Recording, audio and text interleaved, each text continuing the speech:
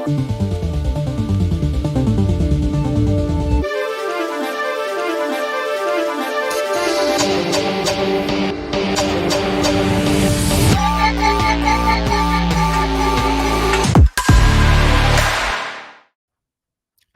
everybody. Welcome back. Wow. Talking Nerds, born again. We nailed that one. You nailed that one this week. We did. It's good. You know what's funny? Because it didn't actually work for me, but I was looking at you to see when your reaction would, like when you would stop dancing. I'm like, okay, now we're on. Right, we're good to go. Yeah, I'll do that every time. I had to rely on that. Yeah, just be like, and just stop. What if I do it early? What's up? Hello. And I'm just like, as it comes on, which would not be unusual. No, that'd be par for the Bluey, course. you're back. I'm back. Like it's been forever. It's probably only been 1 week, but because we were also on Monday night. Yes. Monday Night Mayhem, it felt like you haven't been on the stream in like 2 or 3 weeks, but right, because you did. To be fair, you did a show without me. I wasn't able to make that one. I did. But it was worth it. What have you been up to? I'm a volleyball champion because I did Yes. go up to the show. So yeah, fair enough. It was worth it. I thought your playoffs were last week. They but were. Then they were this week. Was it 2 weeks? 2 weeks, yeah. So if we lost last week, I wouldn't have played this week. So, but this was the championship technically. It was the semifinals and the finals, yeah. Okay, nice. So we had to play the quarters last week. Yeah, we did. We did. Perfect season. Congratulations. We didn't lose a single set in best of 3 games. So do you think that's attributed to you or somebody else, or a combination? It's attributed to the team that I play on. You're so white. Am I? Is that a white thing to say? Everybody deserves a trophy. We all got participation trophies. No, but honestly, honestly, say that you were the reason. No, but I wasn't. Like, honestly, my team stepped up. What a good guy. Yeah. I would have claimed all the glory, but I mean, yeah, it helps that I'm 6'4", but I can't claim that either because I have a guy who's 6'7" on my team. So. Oh yeah. Well, there you go. Yeah. Talking Nerds, Sports Edition. Sports. Talking Nerds. Talking Sports. Yep. Bluey Sports. I feel like there's a little bit of a delay in our audio for some reason. Oh. But hopefully it picks up. Between each other or between like. Yeah, when I say something, it takes you like 2 seconds to catch up for some reason. Oh. It might be on my side. I don't know. Hopefully not. I don't think your delay responds to mine. Okay. Well, maybe whatever. You were. I don't know how long you took to respond to that. Maybe. All right. No, but I. No. No. Okay. She gonna the whole. No, I did it. I finished the Infinity Saga. You did it. Wow. I did it. Yeah, I actually did it. Nice. With my wife. She watched the last phase with me. Phase 3. Has she not seen any? She's seen some. No, she's seen them all. Yeah, she's seen. Oh, she has. Okay. Yeah. Gotcha. She watched the Marvels without me. Actually, she started it without me, and then we finished it. I was like half there, half not there. Big eye roll from her. I'm surprised you watched it. I thought you would have skipped that one. Unless you watched. Did you watch every single one? No, it's not a part of. No, so I. Oh, right. Yeah, no, she just had it on when I got home from. I don't even know what I was doing. Maybe like a Wednesday night or something. I got home and she was watching it. But was that her first time watching it? Yes. Okay. So that's why she pressed the play button on it. Right. But she knew what she was getting into. She just wanted to see how bad it was. Yeah.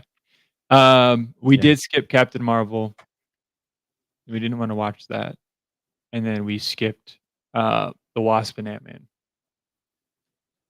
So we skipped those two. The first one. Nope. Second one. Wasp and Ant-Man. Right. The first Wasp, Ant-Man and Wasp. Oh, yeah. Yeah. meaning not Quantumania. Yes. Yes. We Right. skipped Captain because they happened in between Infinity War and Endgame Yes. chronologically or, like, Right, right, release right. date-wise. So we just went from Infinity War straight to Endgame because you don't miss anything with those 2 movies. Yeah. It's like Ant-Man's the first one, and then you got Wasp.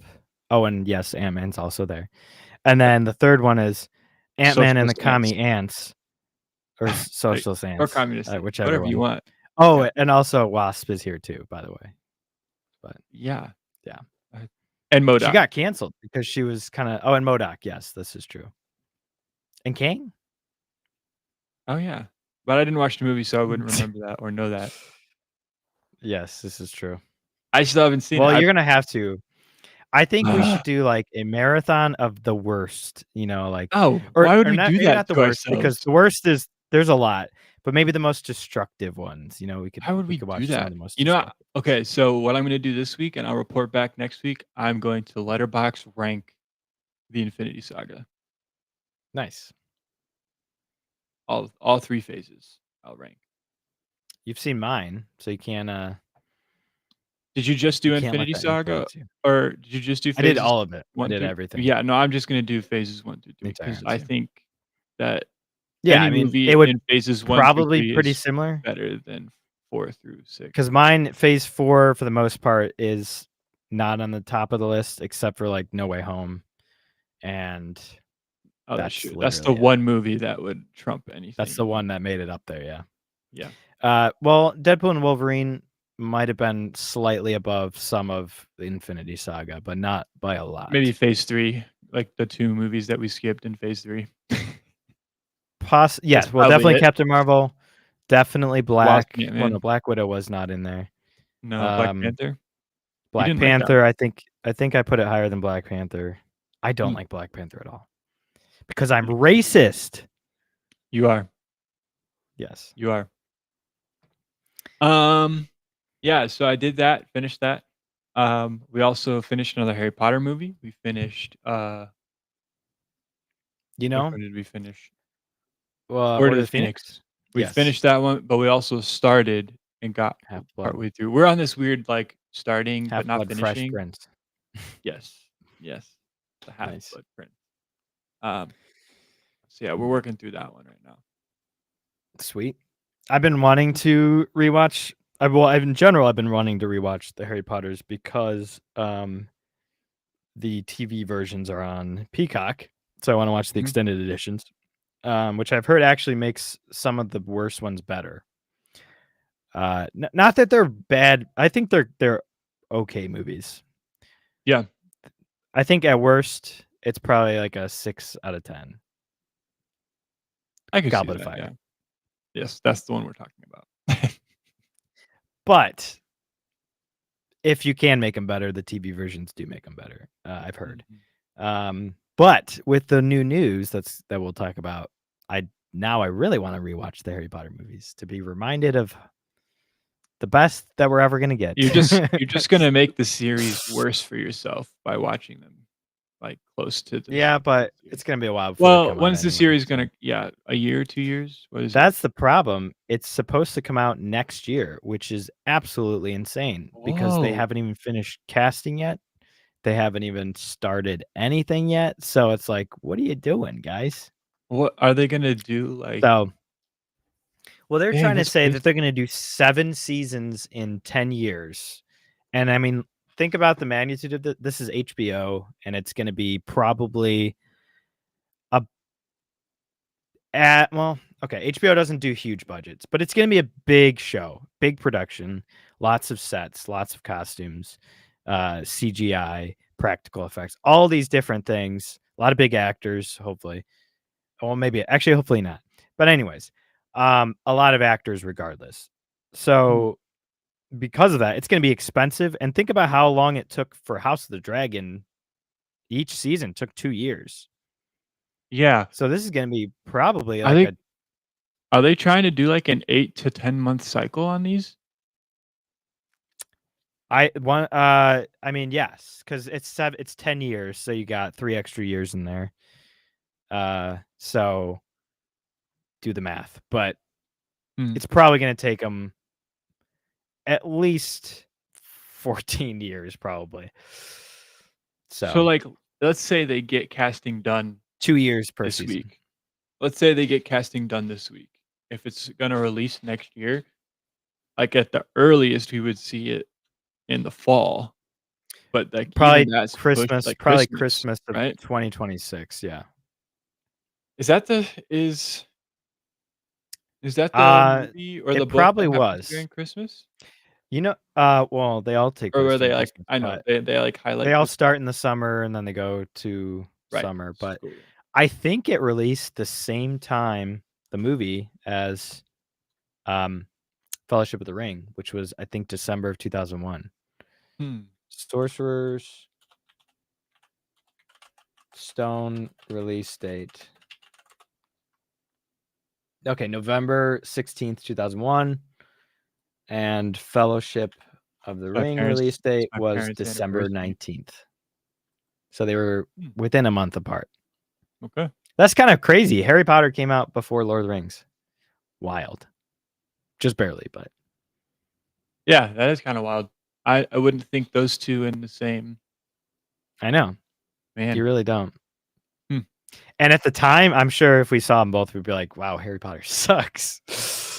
But I don't, I don't know. I just don't know if if you I agree watched with it that. right with Fellowship of the Ring, you would be like, wow, this is not as good.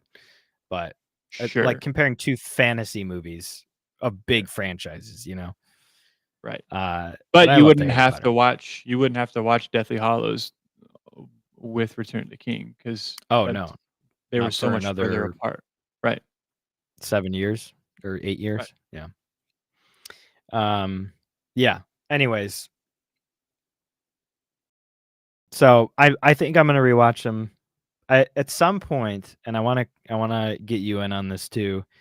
I wanna do a Harry Potter marathon, 4K marathon, and I wanna do it over like a weekend. So we do like Friday night, we watch 2, 3 movies, and then wake up Saturday morning and watch the rest of them all day. A sleepover? A sleepover, a Harry Potter sleepover. We can make butterbeer Yes. and pumpkin juice. And pumpkin juice, our We morning should do it pumpkin juice. we should do it after your wedding.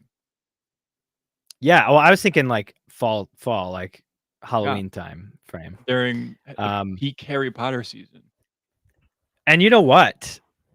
I thought about What? this too. I calculated. Okay, I'm like, okay, I'm gonna be taking time off for my wedding, a week off for Mhm. the wedding for the podcast. I'm taking a week off or 2 weeks off for my honeymoon, and I have to take another week off in July, which kind of sucks for content reasons because Superman and Fantastic Four come out in July. Ooh, And Jurassic Park or Jurassic World Rebirth. So a lot of big movies are coming out that time. But that's okay. But with summer that in mind, blockbusters. I calculated out how many weeks until our episode 100 of Talking Nerds, Uh-huh, uh-huh. and it's like late September. So I'm like, okay, Okay. if we take a few more weeks off here and there, we could do episode 100 around Halloween, which would be pretty cool. So we could do like a big spooktacular 100 episode Well, thing. we'll probably sprinkle in, some gaming nerds. Yes, we will do that. This is true. Especially with Gotta Night push it Rain back. coming out, Yep, Path of Exile 2. 2. Mhm, I want to play that. Um, so anyways, we could do the Harry Potter marathon around that time, and then we could do like we could talk about it or what. I don't want to stream our Harry Potter marathon, but that oh, that'd be um, exhausting. that would be exhausting. But we could do something along those lines. Uh, I do have a really cool episode idea that is going to be a big one. So maybe we could do an episode 100 part 1 and part 2 or something like that. Split it up, Oh, and cuz I'll tell you the idea afterwards. I don't okay. want to spoil it. No spoilers. But yes, it could be a fun one cuz it's going to be very very nerdy and very in depth. So if we do it right, of course, and we got to have some guests on and everything. It doesn't need to be political. It's purely nerdy Okay. stuff. So, All right. uh, Are we yes. going? Are we Um, going? Are we going to the C2E2 next month? yeah, of course. You can't Yeah. miss it. Right. Okay. Uh, so You go. yeah, we got Stupid question. C2E2. Next. Are you a retard? Yeah, we'll definitely do C2E2. Maybe this time we can actually vlog better. Uh, we'll see. I maybe not do the live thing. Yes. Maybe we can do a vlog and then kind of put the video together later. Uh, so we'll see. I always say I do it every time I go to a Comic Con, and I never do. So, I think I've got something um, that'll help us. What? okay, your baby. Yep. Yep. Yes, I'm you're actually gonna bringing your dress baby up. to Comic Con. Yeah, I'm actually gonna dress up my daughter as Grogu, Ooh, and I'm gonna be the I was just Mandalorian. thinking. There you go, Oh, dude. I no, low my wife key. wants her to be an Ewok, but she won't be walking Oh, an around. Ewok. Yeah, She won't be but Ewoking around. a little. No, she won't. Uh, no, she could be in a little bear suit. She'd be a little Ewok. Yeah, true. That'd be pretty cute. Just a little Ewok in Or C2E2 with her or dad. you could do Warhammer.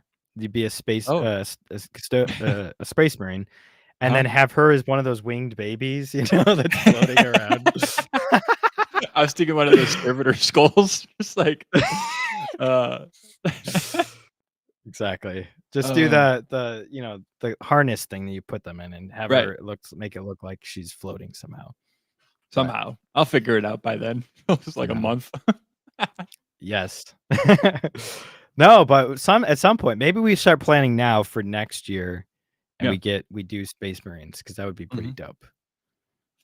Indeed. Uh, but yeah. Anyways, I hijacked your week. So No, we're anything just else? talking. No, I mean, I think that's pretty much most of it. That's what I've been trying to focus on. I mean, obviously, I am gonna be keeping up with Daredevil, so I'll be Yep. caught up to talk with you guys when I come back in a couple of weeks. And Have then, you watched the original show? You've oh watched the yeah, original show, right? oh yeah. Okay. I watched Daredevil on Netflix. I watched Defenders, Luke Cage. Luke Cage, Um, yeah, I watched shoot, Jessica what's the girl? Jones. Jessica Jones. Um, I watched Iron Fist, and Mhm.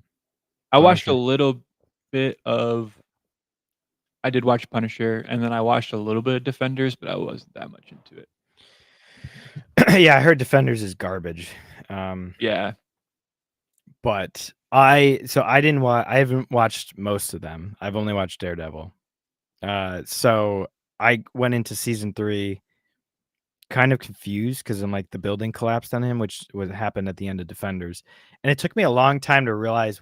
I thought they were gonna come back to that in a flashback, and then by the end of the season, I'm like, "Oh, I'm an idiot. That was that happened in Defenders," which, to be fair, it doesn't really matter too much how he got there, yeah, but it does influence significantly why he decided to stop being Daredevil. So, yeah, uh, but we'll get into that.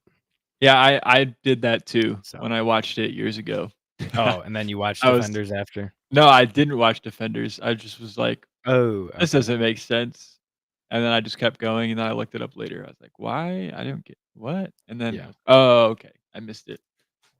Right, So, right. yep. Yep. But yeah, that's really it for me. Um, what about you? Nice. What you been up to? Well, I got a bunch of comics, and I decided, man, I really actually love Daredevil as a character. So I decided I'm going to start reading Daredevil comics. So I Nice. got The Man Without Fear, Frank Miller. So I'm going to read this, and then I am going to get Daredevil Born Again. Try to find it. It's awesome. It's great. You started reading it already? Yeah, I've read the first issue. Nice. It's basically it came out in 1993. It was basically the retelling of his origin story, basically. It's pretty good. It's Frank Miller. The art's amazing. So yeah. Other than that, I did rewatch all of Daredevil. I watched all of season 3, in fact, last week. I know you were grinding so That that you could watch. show, yes. Well, yeah, I didn't finish it before I watched the first episode because I watched the first episode of Daredevil Born Again, and I was a little confused on, obviously, like, I had just finished the finale of season 2, and at that point is when Matt tells Karen that he's Daredevil. So I'm like, this is I don't know what's gonna happen Mhm. going forward, and then they're all friends again in Daredevil Born Again, and then obviously what happens at the beginning of Daredevil Born Again happens, and I was pissed off.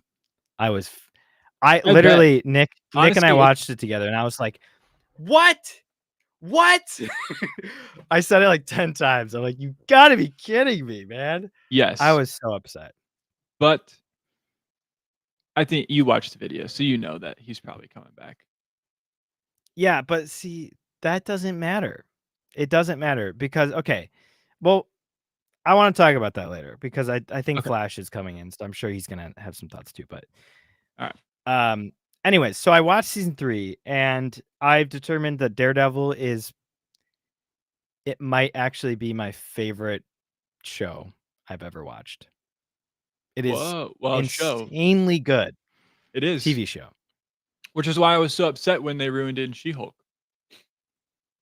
Well, yeah, Right? that was the Doesn't it? dumbest mistake they've ever made was putting Kingpin and Echo and Hawkeye and putting Daredevil and She-Hulk and Echo. That was a Yeah. retarded decision Didn't because those are don't your don't 2 you best understand why characters I you was have. so mad about She-Hulk?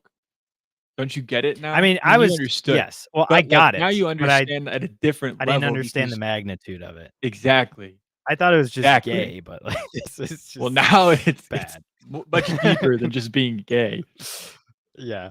Um, yes, I love Tony Stark, obviously. But I think if you consider this the MCU, these 2 characters are the best characters in the MCU, hands down. Solid character writing, solid acting. I mean, especially Vincent D'Onofrio, man, that dude is talented. Oh, yeah. I really wanna rewatch Daredevil 2003, which was the Ben Affleck one. And that Kingpin was the big black dude. I forgot his name. Yeah. I've heard I I've heard he's really great. And yeah. that is a case where, casting a black dude and a white guy's character actually worked. Because it didn't really matter too much to his character. Right. Keep that in mind, guys. We're not racist. Um, Well, you are. I'm not. well, I am. You're not. Yeah. Yeah, of course. Blue lives matter, though. I thought, right? No, all of them. Um, Bluey lives. Bluey. Oh, Bluey, yeah, not Blue. Louis lives. Yeah. Yeah. Anyways, so he did a great job, and I barely remember it, but I do want to rewatch it. But Vincent D'Onofrio, man, that's what happens when you get a great actor who looks like the part from the comic books. It just seals everything together into one amazing package. And I don't even care that he's not even the right size for Kingpin. Who cares? He just sells it. Vincent D'Onofrio really, I would probably be scared to act with him because I'd be like, dude, are you like actually Kingpin? Because man, he sells it so Oh, well. yeah. Oh, Like yeah. when he gets angry, it is so terrifying. I would not There's be one. Yeah. it might be season 2 of Daredevil when he takes one of his guys and he, like, throws him into a car door and he just No, slams that's the car season door. 1. Yeah, that's Is season that 1. season That's the 1? Russian dude. Yeah, yeah. Yeah. That's the first time Oh, you see Kingpin as Kingpin. yeah. Um, Dude, I yeah. got chills when So, I watched that the first time. I was like, oh my "Ooh, gosh, this guy's dude, bad." season 1 is probably the best season. It's so well done on every Mhm. level. The writing, the character development, everything is so great. Even like we're nerds, we love action, but that show does action in such a great way because it doesn't do too much, it doesn't do too little, and it does it at the exact right spots. It does it when it's built up to be that you know, that scene. So for Yep. instance, that first scene, that hallway scene in season 1 that everybody cites as the greatest, one of the best superhero fights ever. That scene is so great because of the reason why he's there. And like he has, it's not like this show, the new show, where it's like, oh, you guys like fights, right? Daredevil fights. So we're just going to throw in this CGI mess for you and hope you like it. It meant something because he was out. He was a fresh superhero, and he's out there because he heard this little girl who got kidnapped and all this other crap, you know. And so there was like a really specific reason he was there, and his anger was coming through for these guys that he just wanted to beat up so he can save this girl. It's great motives and everything. And just the lighting, the set, like the silence as he just comes in and he turns, like, it is so well done and it's timed so perfectly. That's the writing and the fighting I love. Mhm. You could even argue, like a lot of people are like purists of Lord of the Rings will say that Lord of the Rings has too many fighting scenes, which is fair. It's good stuff. It makes up for it in the fact that it's great. It looks great and it's badass, and there's great speeches in between. um, That's true. but That's true. but I understand if people think there's too much action in Lord of the Rings because the books are very different. But um, Daredevil does it perfectly. So season 1's probably the best season. Season 2, though, I think is my favorite season. Uh, Mhm. you got all the Punisher stuff. There's that fantastic scene at the beginning where he's chained up on the roof with Punisher, and they have the duality of these two and trying to convince each other that they are in the right. And there's so much tension and the guys in the mix. It's so good. I'm getting chills thinking about it. It's such a good scene. And that's the type of stuff that the writers of this show said was not good. So that's discouraging. Um, we'll see if they keep to it, but I mean, we've heard some of the I'm just crappy so glad that dialogue you in got this to show first experience 2 good episodes. Daredevil, though. Oh, yeah. I'm glad I watched it now because it feels so much better than it probably would have when I first watched it. But yeah. Oh, it's amazing. Season Oh, I need to 3, rewatch it. you do. It's Nick's rewatching it right now. He's loving it. But actually, I don't even know if he ever finished it, but uh season 3, I didn't think started off great. I thought that obviously I had some missing context with Defenders, but I heard Defenders sucked anyways, so it's like not missing much. Context worth Um, missing. context is worth missing. I heard there's a whole weird Elektra arc in that one too. She came back and Stick died and all this other stuff. Stuff I clearly missed, but um it was just weird for his character, but I really, really enjoyed season 3 a lot because they worked it out, like his internal struggles. I get a lot of people complain he wasn't in the suit that much, but I thought they did it in a good way because the suit got tarnished by Bullseye. And so it was like, it doesn't matter. You know, if I wear the suit, I'm still Daredevil and I'm not going to let that get tarnished of who Daredevil is, what it represents and everything. I appreciated some of that. It would have been cool to see him in the costume. Obviously, Yeah, I I don't missed think the he was suit. in the costume at all in season 3. In No, fact, it was just he just had Bullseye. the black Yeah, the black cover. mask. So that's a Yeah. bummer, but I think they did it right. Kingpin, I thought he was great in season 1. Holy crap, he's good in season 3. That is peak villain arc right there. What a mastermind, like orchestrated everything. He's so sinister. Make That's bad good guys Vanessa's. bad again. Yes. And like you don't yeah, it just plays everybody, the whole FBI thing. Nadeem was a great character that you felt bad about when he died. Bullseye had a really cool arc. It's just everybody is so great. Even Vanessa's good in season 3. you Who know? would have thought? I'm like, gosh, what happened to television? What happened to Hollywood? What happened in Netflix So to be able to churn out stuff like this and then I now know. churn out the crap that they churn out? Yeah. What happened, man? So yeah, it's just so Anyways, we'll good. get on to Daredevil more, but, Yeah. what else you been But up to? man, I just had to talk about that. I love it so much. Yep. Uh, I really haven't done much. Oh, I started playing Stellar Blade. It's pretty good. It's like anime Souls. It's got a lot of it's less Does it like have a lot of, learning. huh? What's it got a It's got lot a of? lot of it's got a lot of lot. It's got a Yeah. lot in it. Yeah. Yep.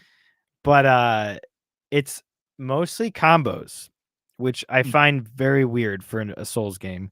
You have to more memorize like buttons combinations than actually like learning the boss move set.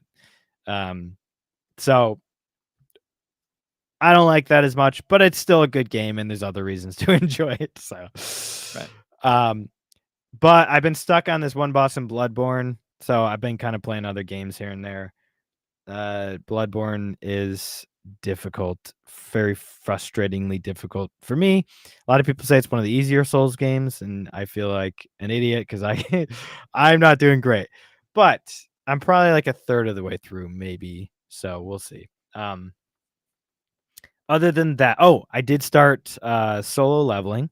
I got 2 episodes Okay. in. It's pretty great. It starts off right away, uh, right into like the big plot. There's nothing filler about it so far.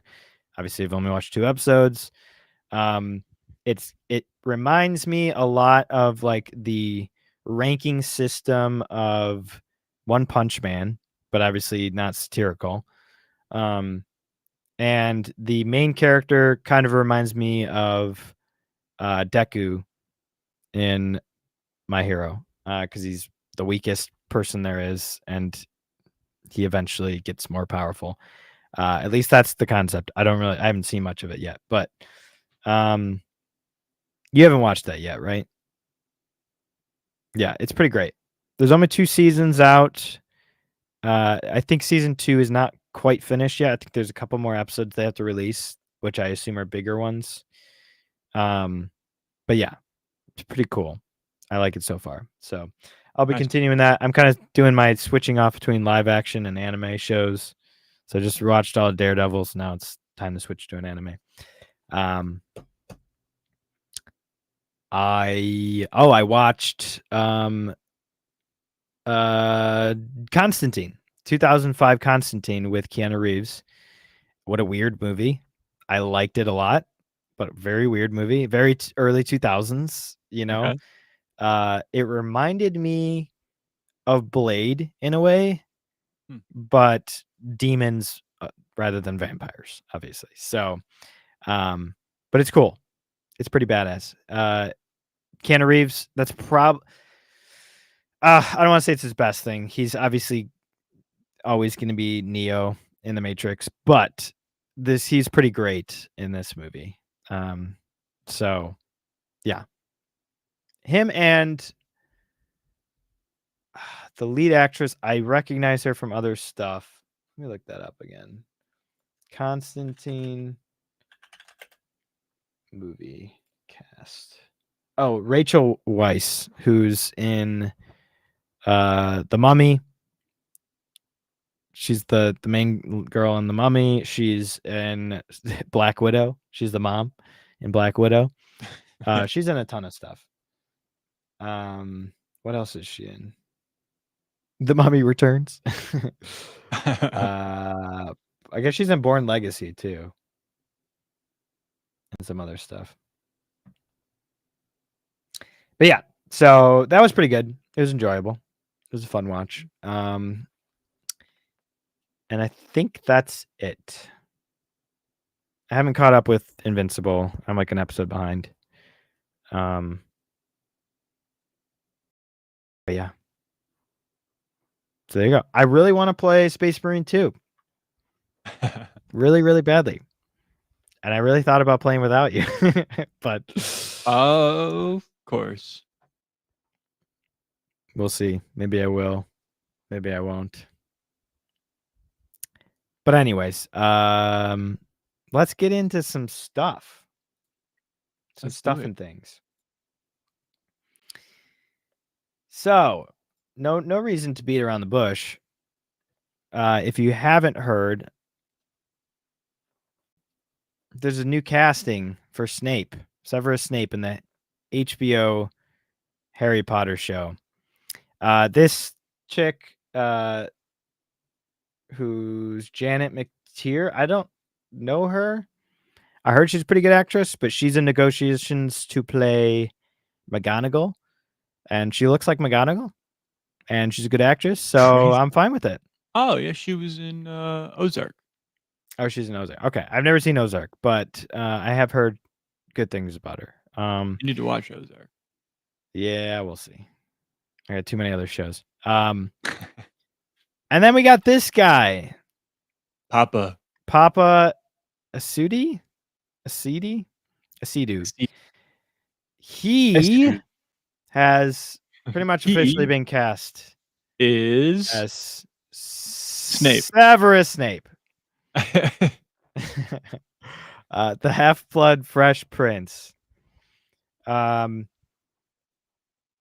Potter show officially ruined, and not for reasons that you might think. Yeah. What are your initial reactions to this, Bluey? Well, my initial reactions, I think, were everybody else's, and that is thinking about all the situations at which Harry, Ron, and Hermione are gonna be called racists for how they Not just interact with Snape. Harry. I mean, think about like James and Sirius. Oh, well, yeah, there's that one scene with the tree, you know? Um, Hanging them upside down. uh Somebody made a comment. They're like they're the Grand Wizards now.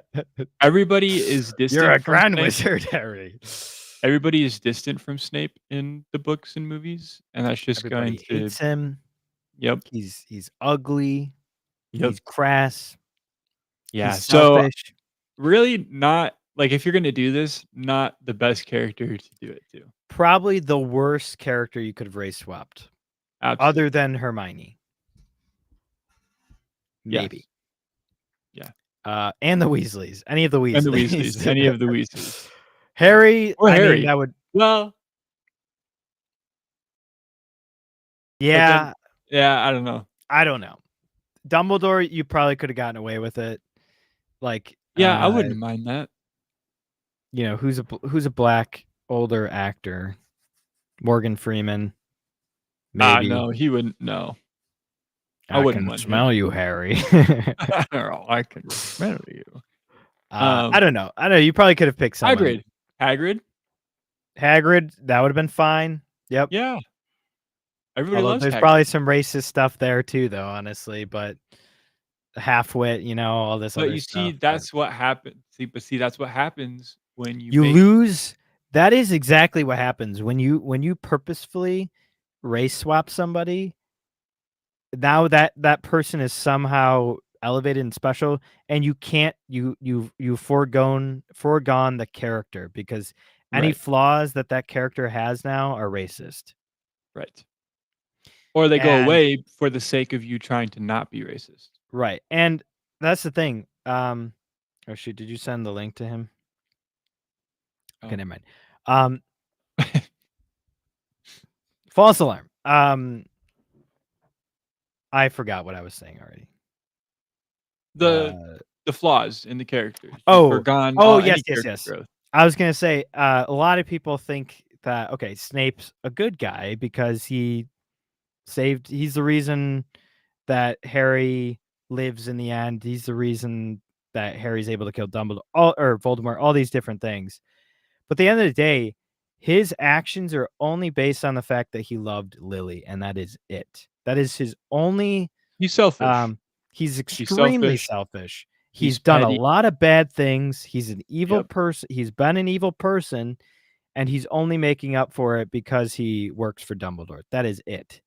Right. That is the only reason he gets to be on the good side.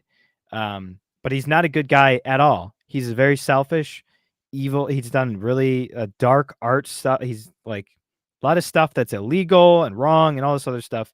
And he despises Harry. There's no love for Harry at all. The only For one reason reason, because he didn't like his dad. because of James, yeah. And Never mind. yeah, because he's racist. Nope, nope. Yeah, we won't go there. Harry, the only reason in the movies, at least, that he cries at the end when he's dying, is because he sees Lily's eyes in Harry. Mhm. That's the last words he has is, "You have your mother's." Oh yeah, you're right. Yes, this is true. He was abandoned, Yep. and yeah. Anyways, so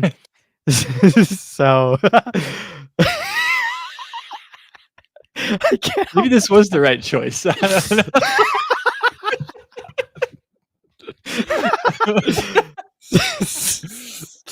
My opinion might have changed.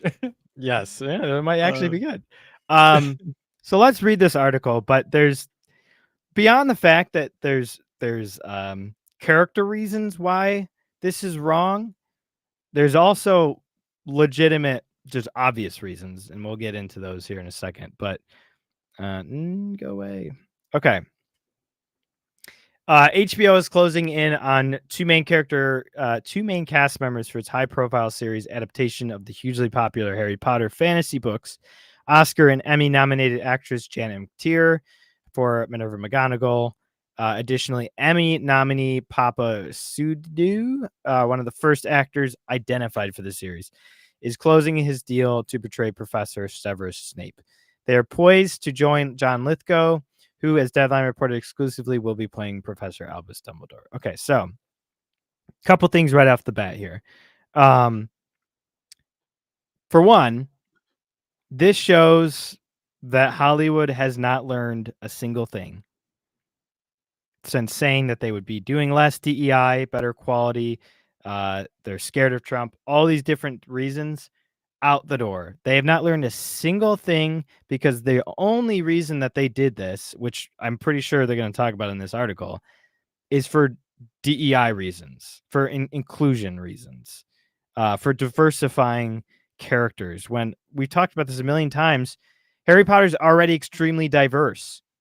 And there are so many characters that are already black. You can do more Dean Thomas and there's a lot more Dean Thomas in the books than there are in the movies. So you can put all that in the show. There's a lot with what's the guy from the Ministry? Kingsley Shacklebolt, who becomes the Minister of Magic. He's a big deal. You could do a lot with him. So two very prominent characters already in Harry Potter that you can portray in the live action television series, but you had to pick one of the worst people to be race swapped. And the only reason you did that is for political reasons, bias reasons. That is it. That is why it's upsetting, because you do not care about the show. And I will add that the showrunner or whoever said that this is a, quote, faithful adaptation of the books. So that's out the door too. We thought we You could lied. trust that.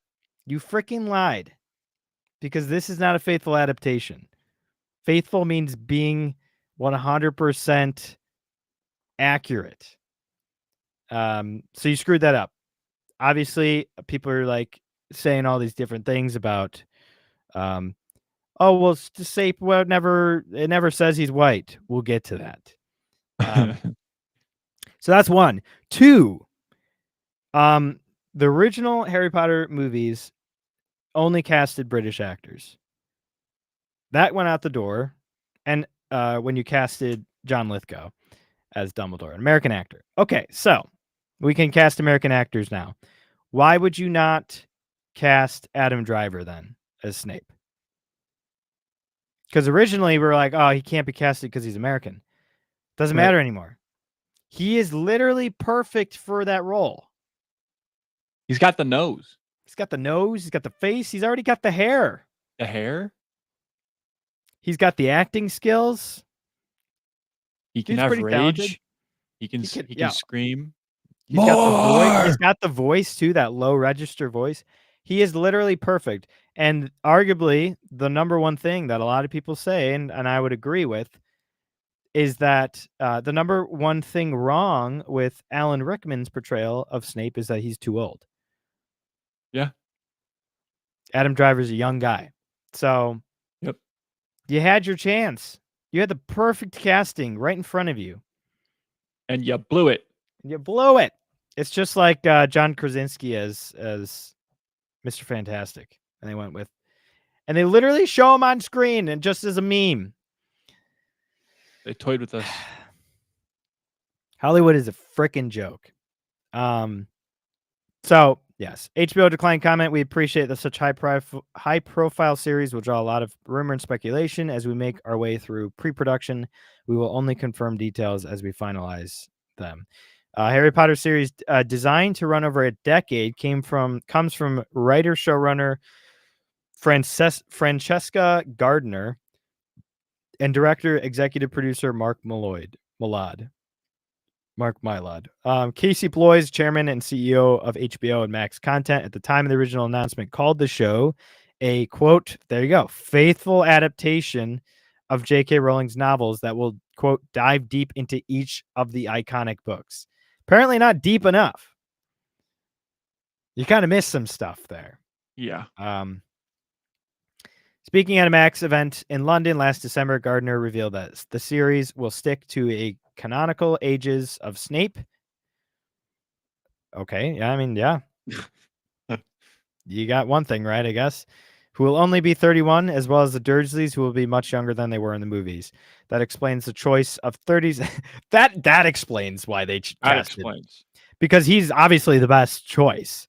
I mean, like, out of all the actors in Hollywood, he was the best choice because he was a 30-something. The antagonist turned hero. There you go. There you go. That is how they don't understand this character at all. He's not a hero. No. He's very selfish. It was an enemy of my enemy. It was like a Darth Vader without the redemption. Because he turned against the actual evilman. Yeah, this is retarded. In the Harry movies by the late Alan Rickman, Severus Snape is professor of potions at the Hogwarts School of Witchcraft and Wizardry, who eventually becomes headmaster. Meanwhile, McTeer is just a couple years younger than late Maggie Smith was when she was cast as deputy headmistress Minerva McGonagall in the film franchise 2.5 decades ago. The Transfiguration Professor at Hogwarts, McGonagall, also is the nurturing head of Gryffindor House, blah, blah, blah, blah, blah. So I'm fine with that. With the HBO series, the Harry Potter franchise continues to build a more, there you go, inclusive and racially diverse universe. To build a more inclusive, as if it wasn't enough. Because it's never enough. It's never enough because eventually they're going to have everybody. Why not just make the whole thing black Harry Potter? Screw it. Let's do it.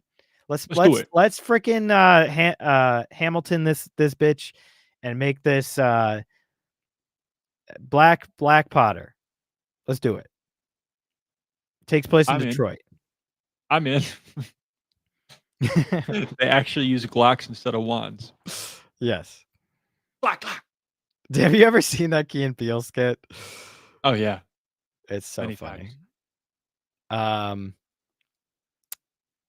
An effort that started with the casting of Noma Dumezweni as Hermione in the long-running stage play Harry Potter and the Cursed Child that most people didn't see. It is something, except for you. You were the only people who saw it. It is something another popular fantasy franchise. Don't even do it. Don't even do it. Rings of Power also embarked on when transitioning to the small screen with the Amazon series. They say that like it's a good thing. Yeah, it's popular, Biggie. Just loop it in there. You course. know what? Screw it. This Yep. show is ruined. Dead on arrival. The Harry Potter TV series, which will be filmed at Warner Bros. Studio Leavesden, where the movies were shot, is slated to debut on HBO in late 2026 or early 2027. Some 32,000 kids sent audition tapes for the lead roles of Harry, Hermione, and Ron, with the final casting choices yet to be revealed. You know, I hope that they do everything exactly the same, like with sets and stuff. I hope it's the same exact castle and everything, so that they can just prove that they are literally just trying to do the same exact thing, but their mark on it. They're putting their diverse mark on it. This is their vision of Harry Potter, and just show how wrong they are in their decisions, and prove ultimately that the movies are going to be better than the show. I hope they do everything the same. I hope it's literally the same sets and costumes and all of that. Yeah. Even use the same Dobby model. Make him look like Shrek, though, from Shrek 5. Oh, there you go. Just bastardize Harry Potter and see how people respond. Nobody's going to like it. Nope. Even people, liberals, are going to be... Harry Potter is so freaking big. They're going to be like, I don't know about this. This actually might red pill people. Maybe. I mean, Hogwarts Legacy, man. Who knows? Still did really great. A lot of people said they wouldn't play, and then they still played anyways. Because it was a good game. Because it's a good game and it's faithful to Harry Potter. This would mark British actors McTeer and Sudi's return to HBO. McTeer played... Okay, I don't really care. So this is just some of the background information. So there you go. All right, so you might be saying, oh, well, you know, it's okay if he's black. That doesn't really matter. Well, this person thought that. This is the exact description of Snape from the book. He has greasy black hair, a hooked nose, and sallow skin. None of that points to a specific race of a person. You got Community noted. Nice. J.K. Rowling, the author of the Harry Potter series, is drawn for illustrations of Severus Snape as a white man. In the 10th anniversary edition of the first book, she lists one of the illustrations of Snape as she always saw him. What does that picture look like, Biggie? Wow. Looks pretty black to me. Snape as I always saw him. Kind of looks like, I don't know, Adam Driver. Kind of looks like a white dude. Kind of looks like someone who comes from a certain region of the East. I have some other... Yeah, here's some more drawings. All drawn by J.K. Rowling herself. I think they kind of nailed it, actually, with Alan Rickman. A little old, obviously. They really did. Yeah. They got the look down pretty good. Oh, yeah. The resemblance is uncanny.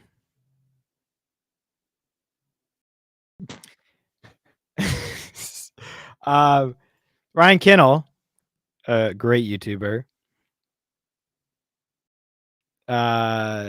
responded. I thought he did.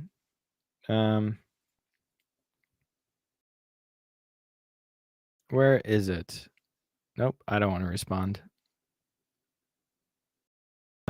Shoot, where did it go? Let me find it was a fantastic response. Oh, did you hear about this? Oh, Harry gosh. Potter star Jesse Cave joins OnlyFans.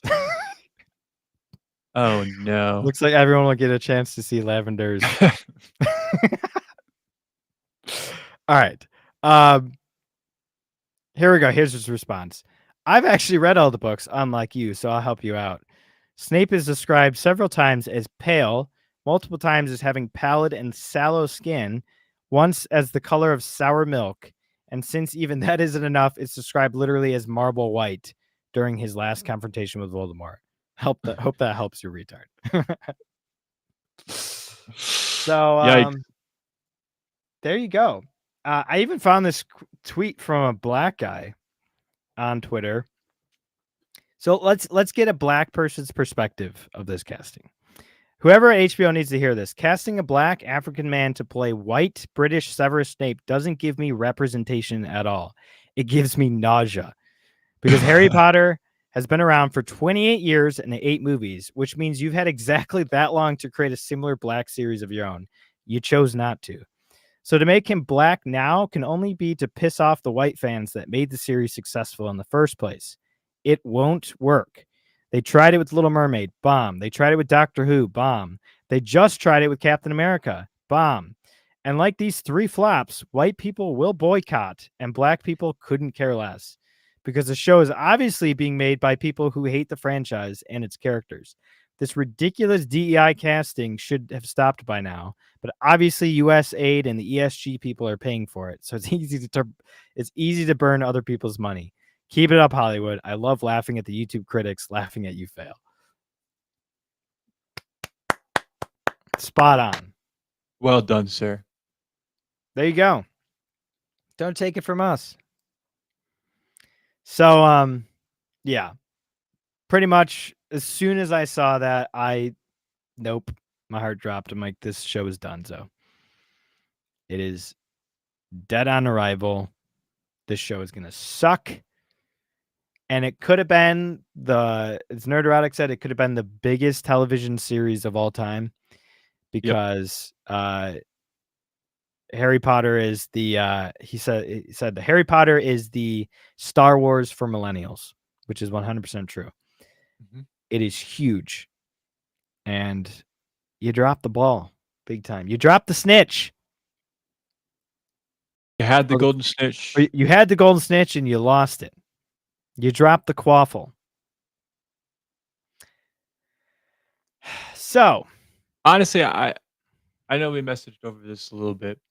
I hope pressure happens because I think it would be a good thing to like for people to pressure, not threaten like with violence, but like threaten boycott wise, like not gonna watch it, gonna unsubscribe from HBO, like put pressure where you can, because like I don't know, I just even if it like doesn't work, there's only one way there. Like for this show, there's only one way that they are gonna learn the lesson is if nobody shows up, pretty much, like even more than what is. So that's the problem, though.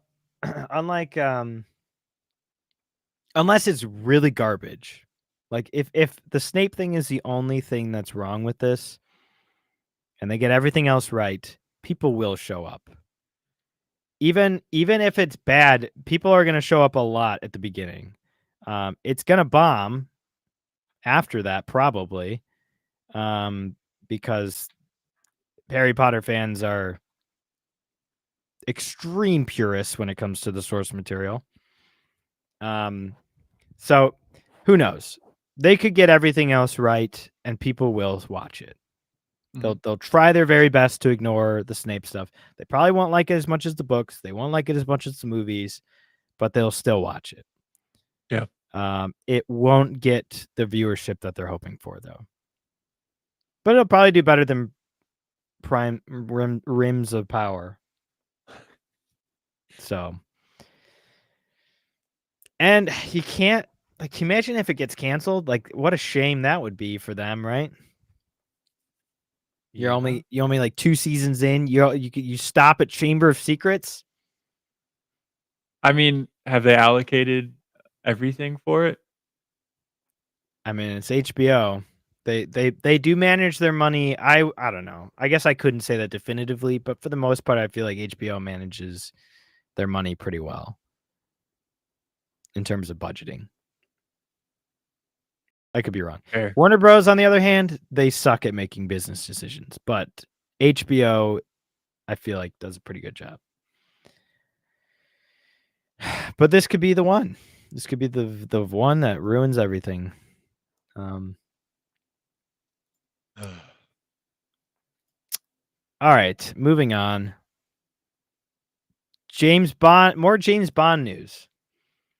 Um, so there was a tweet, and I don't have it pulled up, but basically, who's the guy who Jeff Bezos? Jeff Bezos made a comment to somebody with MGM that basically pay Broccoli, whatever her name was, an extra billion, basically get rid of her. It was a big fight between the two of them. And there was a lot of backlash because of how much this was going on. Their first decision was to make a Money Penny offshoot show.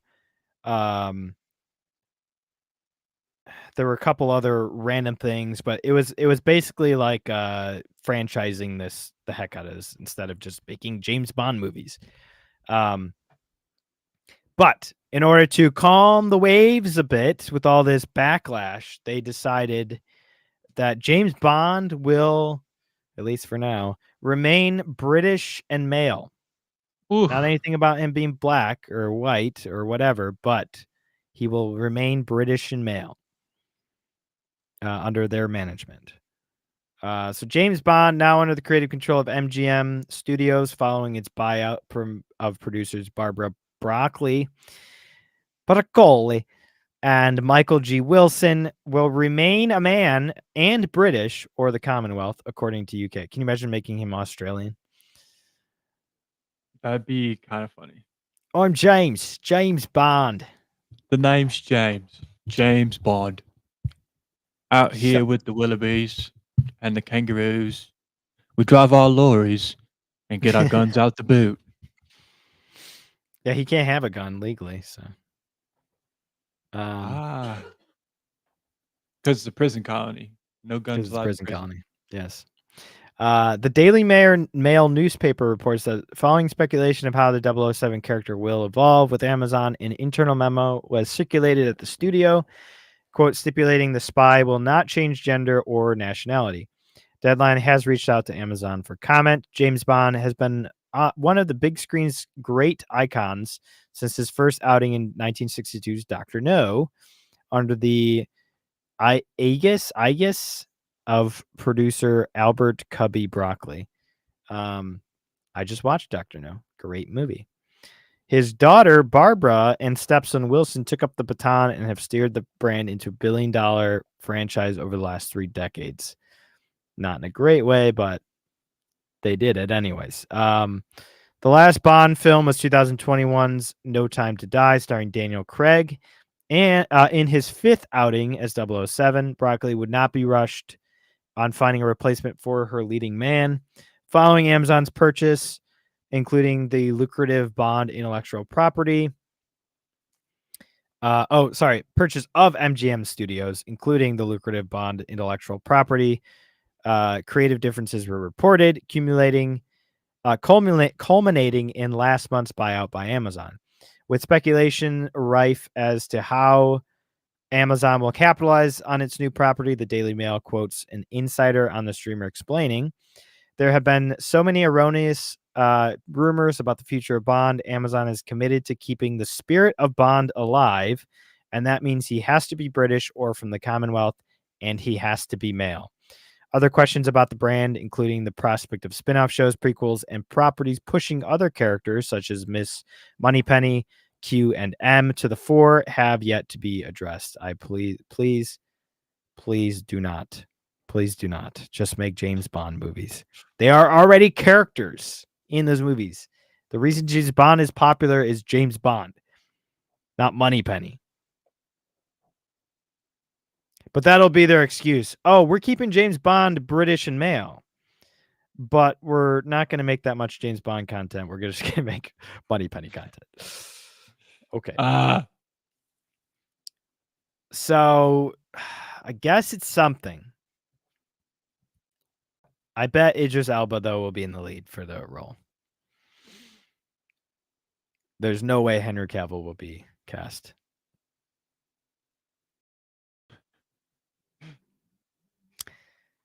Yeah. Any thoughts on that one? We kind of already talked about it last time I was on, but I'm glad that they're at least like framing it to be consistent with the wishes of the estate. Um, and we'll see if it actually Yeah. happens, right? Like, who knows? In a couple of years, it might happen. Like, I think this is going to be an ongoing. I don't know, unless really turn the culture around in Hollywood. I think we're always going to be fighting this issue. Yeah. Um, so we'll see. Yep. Which that's okay with me. We got a Yeah, lot of good stuff. I'm just gonna keep watching my stuff and let it all yeah, burn. yeah. Let it all burn. Let it burn. Also, let this trailer burn. So DreamWorks released an announcement video, not really a trailer, not really a teaser, an announcement for Shrek 5. Just when you thought that your childhood couldn't be ruined anymore, they are making another Shrek movie. And it doesn't look like Shrek at all. It looks horrible. No. I saw this meme. It was like, well, CGI has just gotten better. So, like, obviously, like, things are going to change. And then someone showed a picture, even though it was a bad movie, of Mr. Incredible from 2004 Incredible and then Incredibles 2. And he looks exactly the same, just slightly Yeah. better CGI, but still looks like the same person. This doesn't look like the same character at all. Donkey looks like that creepy meme of Donkey staring into the distance, but he kind of still looks like himself. Shrek just looks horrible. Like Uncanny Valley, creepy, like Skinwalker Oh. or whatever, So let's watch this and see. Hey, Magic Mirror, who's the fairest of them all? Why, Shrek, of course. Oh. Hate that. It's a phone. It's TikTok. Oh, See? I hate it. Of course. Oh my gosh. Ew. There he is. There's our first look at Shrek and Donkey. Oh, and by the way, Zendaya is in this. Bad. Oh, yeah. Ooh, Mama like. Who's making this stuff?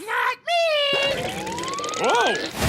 Shrek 5, starring Mike Myers, Eddie Murphy, Cameron Diaz, and Zendaya? Oh, damn. Only in theaters, Christmas 2026. They got Zendaya because people love Zendaya and she's in everything.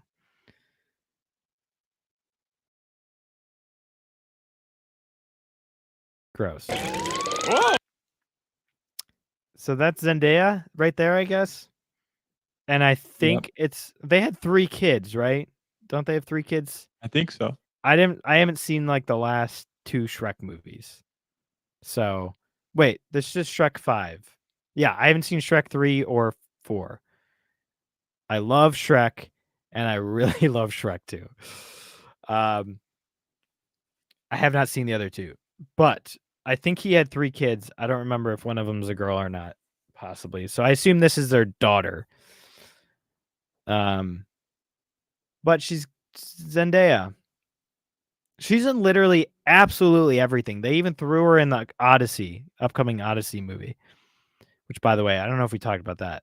Matt Damon looks horrible as Odysseus from the first shot we got. But, yeah. This looks like nightmare fuel. Yeah. I don't like it. I don't like it.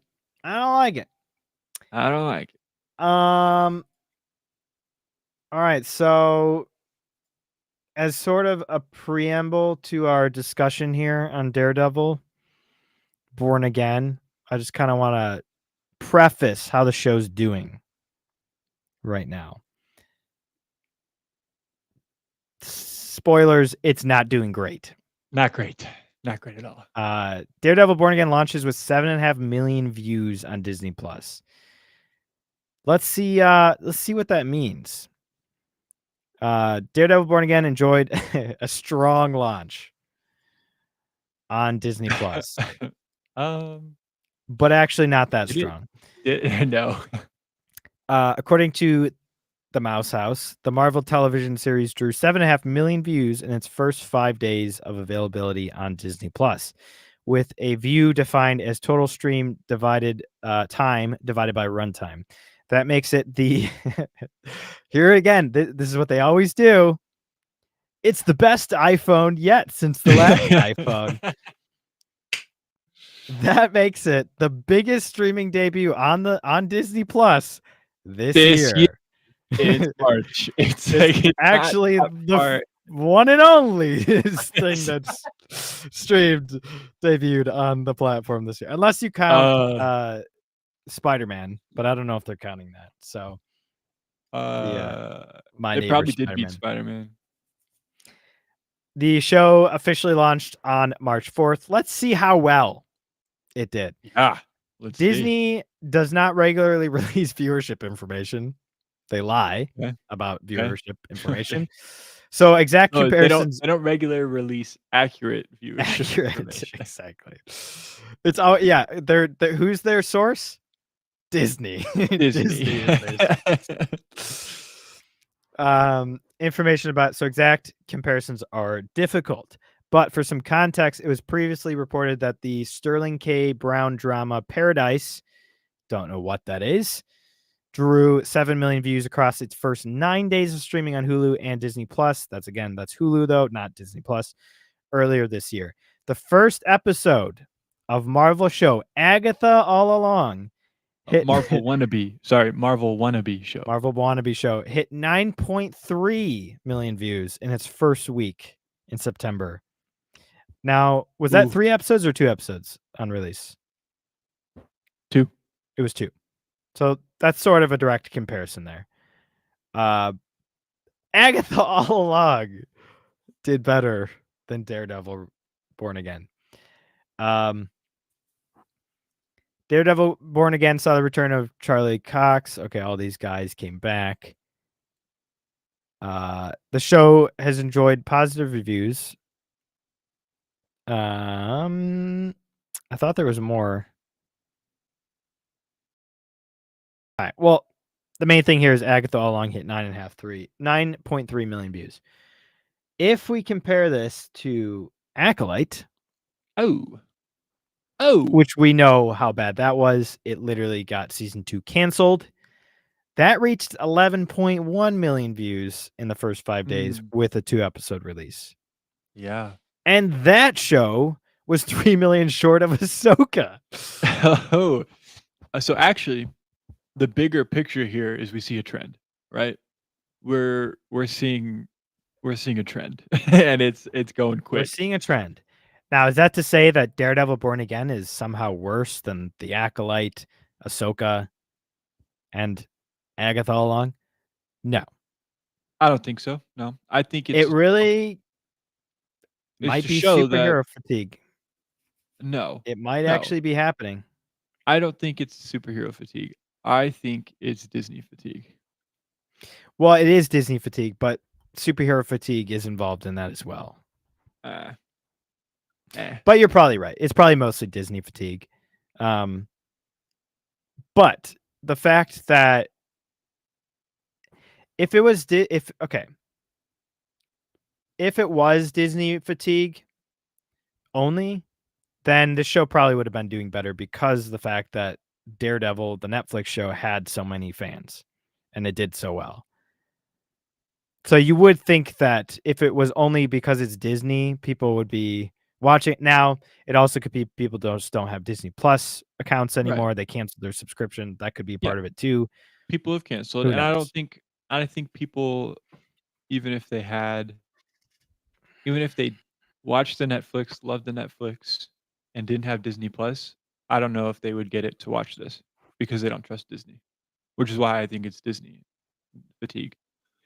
Because they've ruined everything they touch for the last decade. Right. Regardless, even their own franchises they're ruining with live actions, and I mean, I don't know if you saw. This is kind of a news. I'm actually surprised we didn't talk about it. They're like walking back their coverage of the Snow White premiere. Yes, I did hear about that. So, like, they're killing their own like original material. There was also something. This wasn't necessarily Disney, but the Russo brothers just released a film on Netflix with Millie Bobby Brown and Chris Pratt, or they're releasing. It's releasing this weekend, Mhm. and it's already like bound to flop. It's garbage. And the budget. You want to guess how much the budget was on this thing? Is it over or under 200? Over. Okay. 500 mil. Not quite. 320 million for a Okay. Netflix movie. Well, I was okay. For Netflix, A it's lot of pretty it looks large. like, yeah, it's pretty big. I think a lot of it is the CGI and stuff in it. It looks pretty heavily CGI, but and there could be, I don't know, there could be set pieces or whatever too, but it's not looking great, and it's definitely going to be a flop because of how much it costs, and that's the Russo brothers. So that's your main brand. Like, they are the ones that are supposed to save Marvel with the Avengers upcoming Doomsday movie. If Superman flops and Fantastic Four flops, then we know it's superhero fatigue. Yep. Furthermore, Avengers Doomsday, if that flops, we know it's superhero fatigue. But you know that it's been so long since they've released Avengers movie because it's their last card that they can play, and they're holding on to it because if that flops, then they're screwed. Mhm. So I don't know. Could be a Disney Marvel thing. It could be an actual superhero thing. We'll find out probably by the end of this year or mid-year. Regardless, Daredevil Born Again did not do well, and it doesn't surprise me. Could be for multiple reasons. It might be one of the better things that's released, obviously. It is one of the better things that's released from Disney Marvel recently. Is the movie The Electric State? Is that the one you're talking about? Yes, The Electric State, yes. Got Chris Pratt, Millie Bobby Brown. Millie I Bobby think Brown, Stanley Tucci, Giancarlo there's some other, Esposito, there's some other ones too in there. Woody Harrelson, Okay, he's in it too. I thought there was another big... Rob Gronkowski, Interesting. Ke Huy Quan. Hmm. He's the kid from Indiana Jones. Oh, yeah. Yeah. Okie dokie doke, Miss Dr. Jones. Yeah. Jason Alexander, I think he's a comedian. Okay. Martin Kleba. I saw some other Marin stuff here. Hinkle. We got Brian Cox, Anthony Mackie. There you go. Captain America, right? Oh, Jenny Mackie's Slate. in Yeah, that's the bigger names. They're in there. it. Yeah. So it's supposed to come out in 3 days. Yeah, it's supposed to come out this weekend. So, All right. Well, excuse me. we'll see. We'll see. But yeah, the Russo brothers aren't looking so great. Oh, so sorry. Yeah, it's 18% Rotten Tomatoes on. There you go. current. 18% Rotten Tomatoes. 3.8 out of That's 10 bad. as an average. Got to think. rating. I mean, yeah, it's for sure gonna flop. Because streaming always does worse than actual. I mean, like, you can choose not to watch that. You know. Yeah. You might go watch. I don't know. Regardless, Marvel's in trouble for multiple reasons. Mhm. And this is definitely not the best thing since Endgame. Endgame's not even the greatest thing ever, but Endgame is definitely better than this. I would also say No Way Home does it a lot better. That's No Way Home does bringing back characters in a way that is not harmful to them, but actually adds to the characters and brings closure to some of the characters. No Way Home did a really good job at that. The plot sucked to No Way Home, but the characters were fan-freaking-tastic. And like Green Goblin, that's the best Willem Dafoe's ever done as Green Goblin. You know what? That's crazy. I saw Green Goblin never interacted with Tobey Maguire's Spider-Man. There was a deleted scene where they do fight, but they never Okay. put it in the final cut. Isn't that crazy? There's a scene that actually does a callback to a fight that he screwed up when he was with the I think the bombs or something like that, but he like throws them back around. He learned from their last fight, basically. Right. But yeah, so Daredevil Born Again. Let's kind of go through it. We got time here. It opens up. I'm sorry. Before we get into okay. this, I'm so sorry. Sure. I'm so sorry. No, that's okay. The Electric State. I just read the critic Yes. reviews. This actually okay. All right. Let me break this out. Sorry. Okay.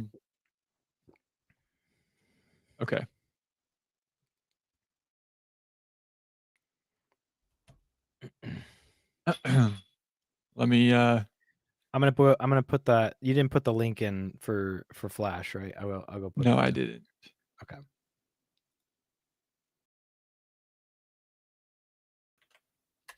Okay.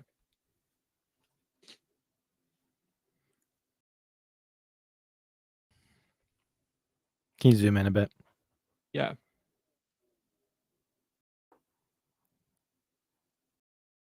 Top critics. Yep. So these are critics' reviews. Okay. Top critics. The synthetic crowd pleaser that would look like a little less odious were it not flattening the spooky grandeur of its source material, the striking illustrated novel of the same name. And then this I've one heard it's actually really good source material. So okay, right?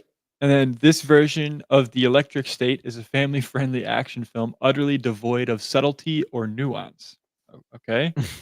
The Electric State is just about as derivative as a modern blockbuster can be. And worse is that it skates along from one cacophonious and jokey set piece to another as if on rails. Aggressively obnoxious and unfathomably stupid. If you've ever perused Simon Stålenhag's illustrated novel of the same name, you will hardly recognize anything in the Russo brothers' The Electric State. But the what I've other heard, guy yeah. this guy just said that it, No, I think he was saying the same thing basically. Okay. Less odious, more odious. Okay. What is that guy? What is the best review here? Yeah, the images are slick and thematically tantalizing, but ultimately the Electric State is an intellectually dull, not very funny action spectacular. Okay. Here's my it could be awful, right? But what if this is just an example of critics not understanding what the people want?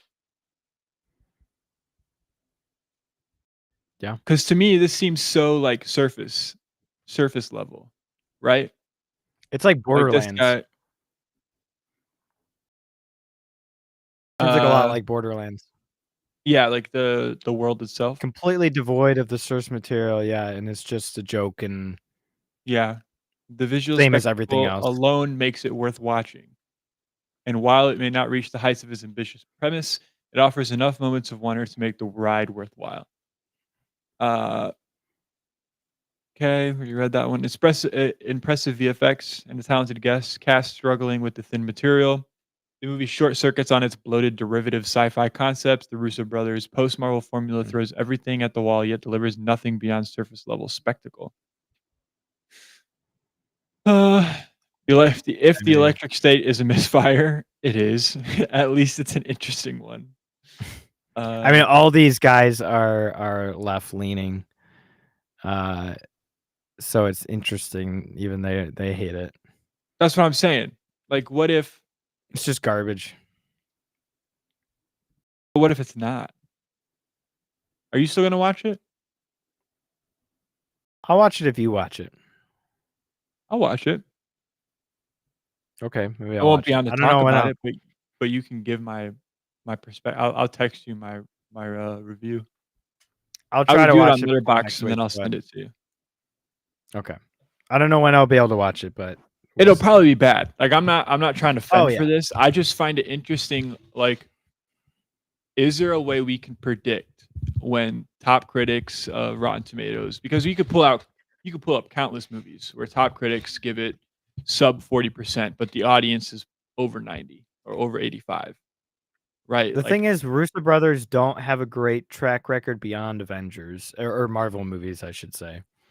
really They're, beyond Captain none of America. their other movies outside of Captain America and Infinity War. And that's really, I Endgame mean, did they did really well, Endgame, but and Endgame did well. But that's about it. yeah. The rest of their movies haven't done good, so I don't know. I'm sure it's gonna be horrible. I'm sure it's just gonna be like Oh, I'm Damsel and yeah, Rebel Moon and all of those. So, yeah. all right. So Daredevil Born Again. Yep. Daredevil Born Again. It opens and my first complaint for episode 1 was how freaking fast everything happens. So they're like, oh, you guys remember Foggy, and they weren't even gonna have Foggy and Karen in it at first, and then eventually they decided to put him in. Oh, you guys remember Foggy and Karen, right? Yeah. Well, let's throw them in really quick. They're gonna, have some familiar thing. Oh, you guys remember Josie's? We're gonna throw them in Josie's. Okay. Then we're gonna have them hang out, but Foggy is not gonna hang out with Karen and Matt. No, they're gonna have Spoiler. their own little romantic thing. Oh yeah, Right. spoiler Spoilers, alert. guys. Spoiler alert. Click off if you don't want. All right, see ya. It's been a week, so you probably know. Foggy freaking dies. And here's the build up to his death. It's because he So, wasn't with first his of all, friends. Moral of the story. It's true. Hang out with your friends, not chicks at the bar. So, first of all, he's not hanging actually, like, in his final moments, you don't even get him with his friends. He's flirting with a dumb character, which we find out is dumb later, at the bar. Marcy is just gone. He literally was going to marry her at the end of season 3, and she's just gone. Doesn't matter anymore. It's like everything. Good guys can never be happy in Hollywood. But damn does he look good in this episode. Foggy looks good. He does look pretty good. He looks great. Good. So does he Matt. looks good. Matt looks good. Karen looks good. They all look good. But Foggy looks good. Foggy's looking great. He's got the game. It's just like Indiana Jones not being able to get married to Miriam in Dial of Dysentery. So you got that problem. Right off the bat, as soon as they leave their law office, which, you hoped we could have gotten to see more of that, because that was such a big thing at the end of season 3 because of how much Matt and Foggy's relationship was strained throughout the show, and they literally broke up their office because of it. And they finally got to a place where they understood each other at the end of season 3. Matt knew that he actually did need his friends and he couldn't push them out. And they knew that he needed to be Daredevil. And you got back to that spot. And they knew that they were both good lawyers and they work well together and they need to be together. That was the whole thing, is the 3 of them were together.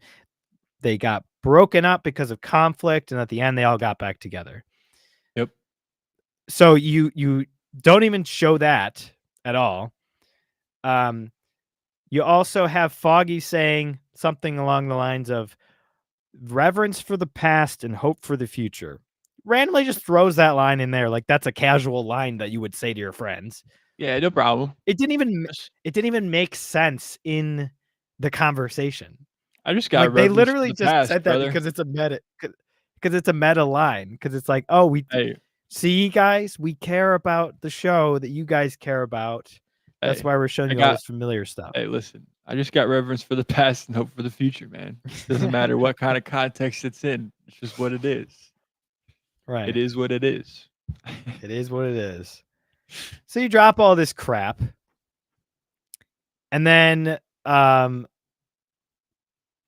And then Matt hears this conversation, and Foggy's on the phone with somebody, and then Bullseye comes out of nowhere. By the way, Bullseye's costume looks horrible.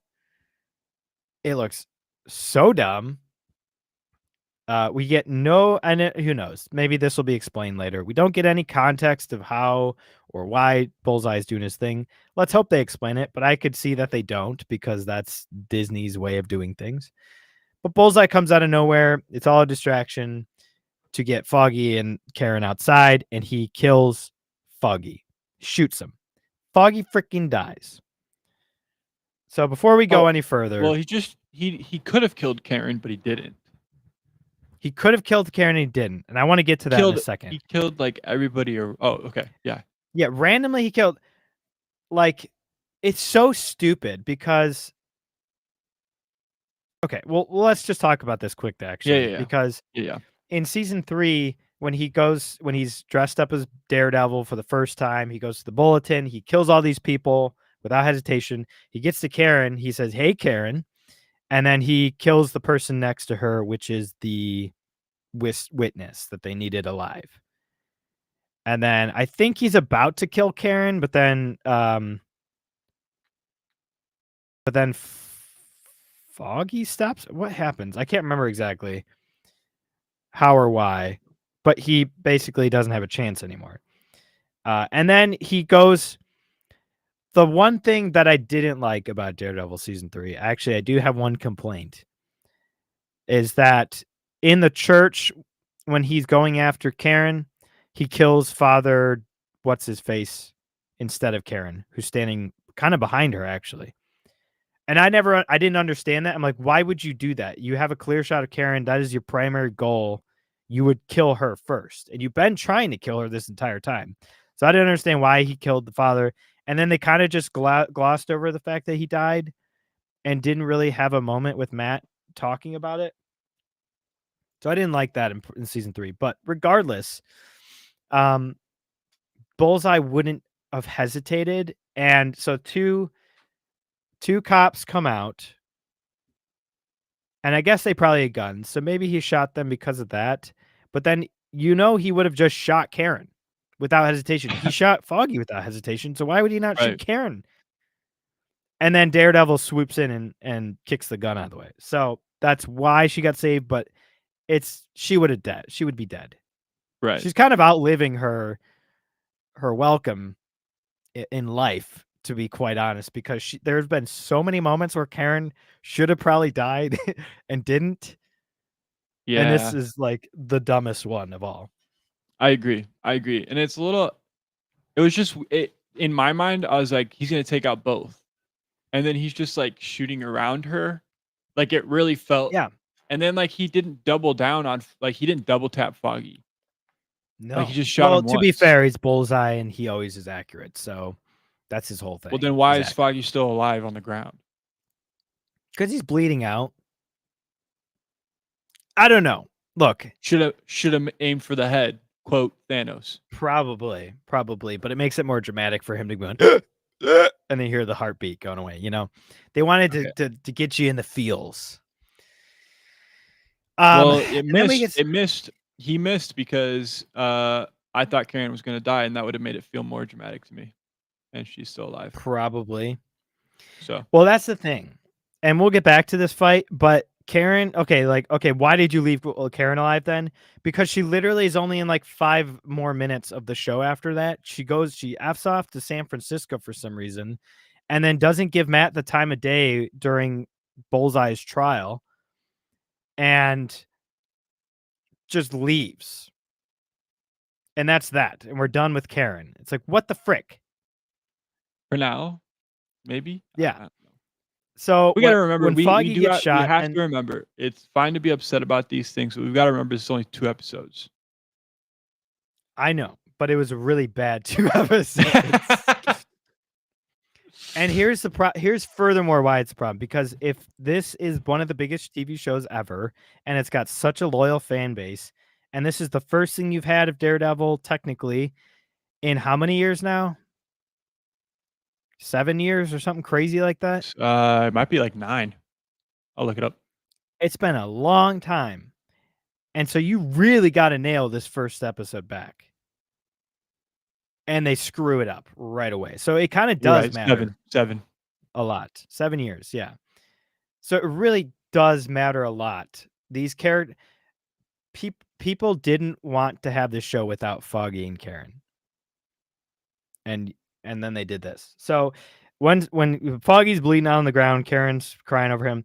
They have this really terribly CGI fight that half of it's like in smoke, and it's their attempt at like a one shot, but it looks really bad.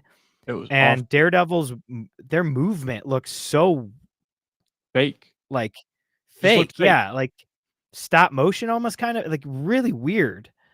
And we get some shots of before that, we get shots of Daredevil kind of swinging, and it's like, okay, that's cool. It's Daredevil swinging and all that. But again, the CGI looked abominable. It was so bad. And he just kind of swooped out of nowhere and got him. So they're having this fight. You can't really tell what's going on. These knives just appear out of nowhere. And they're just like hitting each other. It looked so bad. It looked so terrible. And then the fight ends up at the top of the roof of the building, and Foggy and Karen at the bottom, and Matt's listening to his friend dying. It's literally his best friend dying, and it wasn't even with him. And then he just decides to break his no-kill rule, just like that, and throws Bullseye off the roof. Obviously, Bullseye didn't die. So, like, he didn't actually break his rule, but he was intending to. And sure, that's a pretty traumatic experience, probably. But, like, there probably would have been a little more struggle before he just goes, shoves him off. No hesitation, right? Yeah. I thought the whole fight scene was just dumb. So I didn't It even was think about how really dumb poorly that done, yeah. ending was, because I was like, wow, this is dumb. And then he doesn't die. He just wakes up and then gets put in prison, and the trial happens later, and there's no explanation of how he didn't die. We don't really know what happened to him at the end of season 3 with that whole,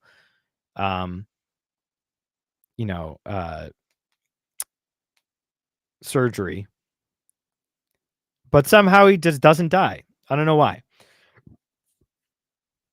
So all this happens, and then you're like, first of all, okay, this would have been a lot more impactful if you did this towards the end of season 1, because then you would have drawn people back into the show. You start off positive, things are going really great. Everyone's having a good time. And then eventually you lead up to that point, and then it's really devastating and could have been done well. But you just do it in the first 15 minutes, and then you gloss over it 1 year later, and we just forget about it. It's like, what the heck? I was so pissed off. And it was really fresh for me too. So like I just been watching this stuff, and I rewatched the first episode after I finished season 3, and then I watched episode 2. So I had a fresh vision of it again, and man, that really just pissed me off. Like, just 1 year later. Here's how we sum up how to move on from the last show, and here's our crap. Enjoy. So again, I talked about this earlier, but Matt's motivation for not being Daredevil in season 3 really was really well done. And he had a great arc back to becoming Daredevil proper. In this, we don't really get to see any of that. We know he's sad that Foggy died and he killed somebody potentially, so he's like, I can't be Daredevil anymore, and that's it. It's like, where is that development to that point? It's just gone. It's summed up in a freaking word or 3 words. 1 year later. That's it. So I really hated that. That just really set me off for the beginning of the show. And then we just get like, I don't even think that's the worst part. Personally, I think Kingpin and Vanessa are the worst part, because we find out Vanessa is suddenly, she's been running his company while he's been gone. and she somehow did a better job than Kingpin at his business. She's made it bulletproof somehow. Also, where has he been? Why is he not in prison still? After season 3, why would he not be in prison still? How could he become mayor of New York City after season 3? What the heck? You just kind of forget about that? Where's the reverence for the past, guys? I'm only seeing hope for the future here, guys. No reference for the past. Yeah. That makes no sense at all. And he's really cucked. He's the Echo version of Kingpin. He's not the real Kingpin that we know and love. Him and Vanessa are going to therapy now. Their dialogue also is horrible with each other. Anytime, like every freaking time they talk, like the first interaction they have, the thing she says is literally just explaining what is happening in the room. You came in and they left because you came in. Yeah, that's what happened, Vanessa. Yes. Well, good job. That's them telling us, not showing us. Yes. And then later, he's like, "You're sleeping with this guy. Don't kill him, please." I won't. What is this conversation? Yeah, he's dead. That guy's already he had to think about it because he's like, shoot, he's in my trunk. I was gonna show him to you. Yeah. That's what the real Kingpin would have been. 100%. The real He Kingpin probably would have said, tossed her off the roof. He probably would have pushed her off the roof. No, he wouldn't. No, he wouldn't. Maybe not. He would have taken her to the roof where that guy was either pushed chained him up or up. dead. Yes. You're right. And Chained she up or killed him in dead front of her. already and said, "You're sleeping with this guy." This is what happens when you betray me. I need to trust you, Vanessa. Trust you.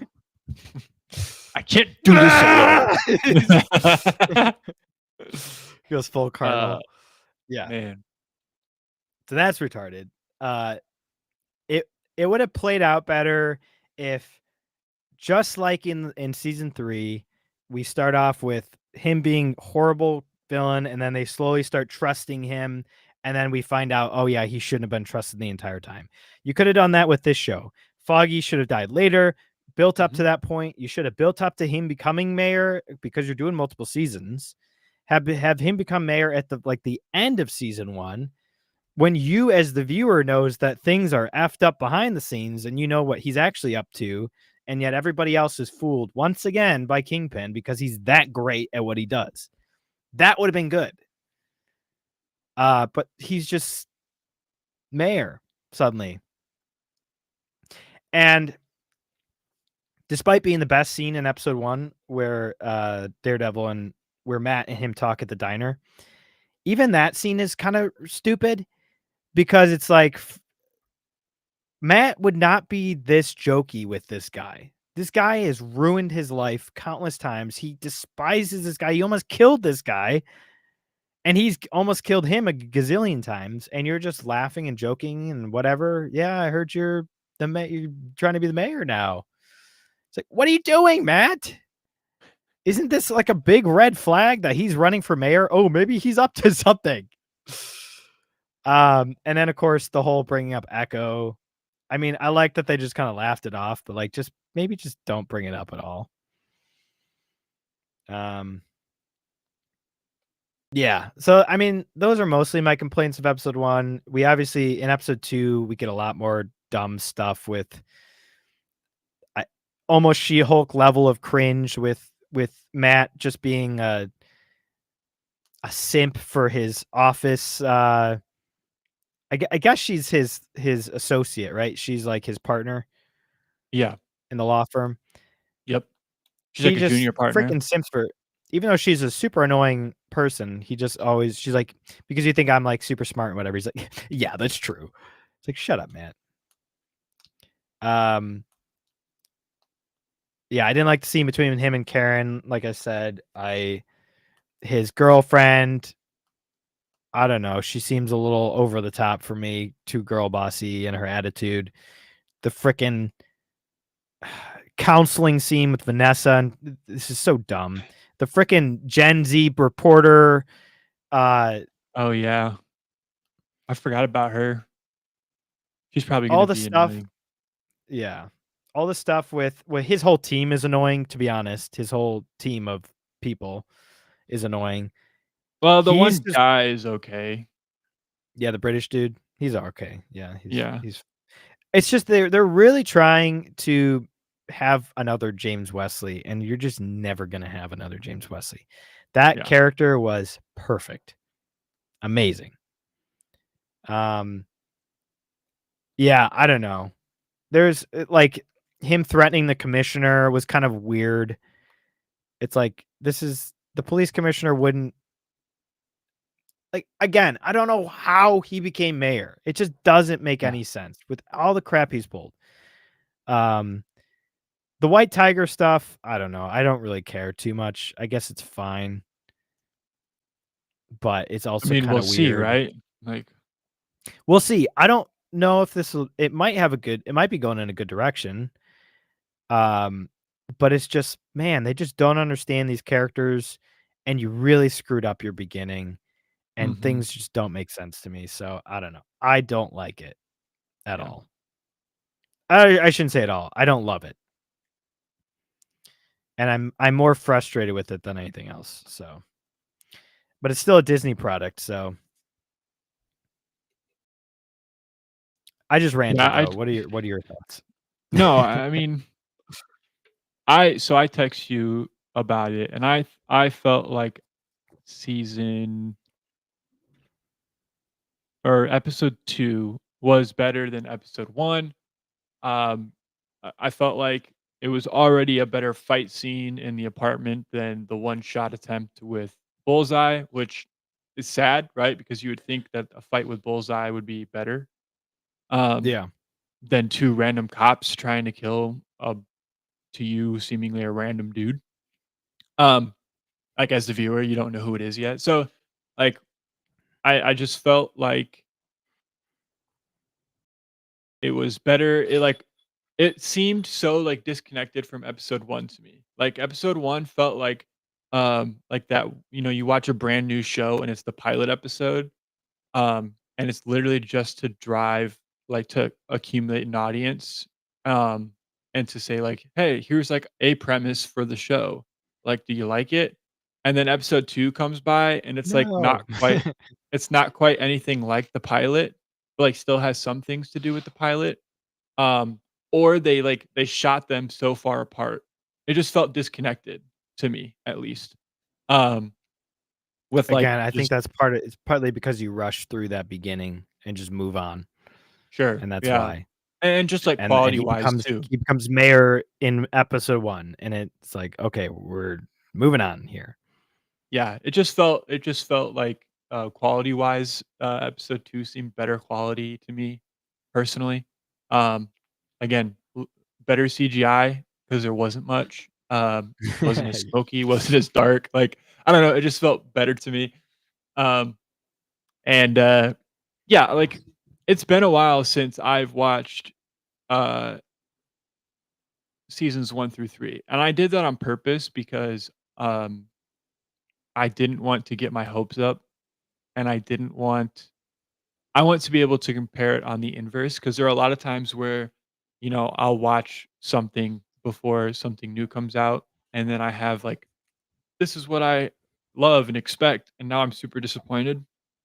I'm gonna Yeah. approach it from the inverse. I'm gonna watch this, and then I'm gonna go back and watch kinda like what I did with, the Infinity Saga just now, but Mhm. not as far apart, I'm gonna go back and watch 1 through 3 Yeah. and do it that way, but I just think, yeah, we'll see what happens with Foggy and Karen.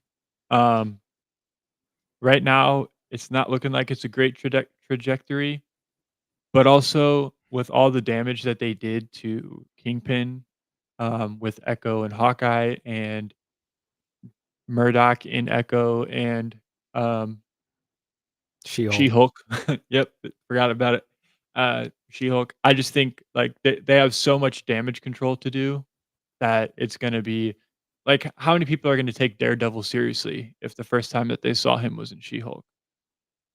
Nobody. Nobody's gonna take him seriously.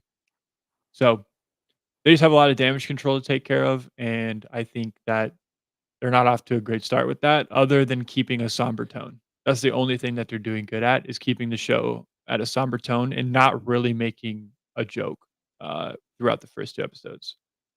Um, Yeah, I mean, they tried to with Kristen and, "Oh, I'm gonna kill her." Like, oh, she's sure, that's so but annoying, "Give me her phone number," all that sure, but stuff. I Or meant, like yeah, but, like, the general tone of the episodes is not lighthearted, like, right, correct, it's pretty yes. somber and dark. Not, like, dark, dark, but darker. So, Yeah.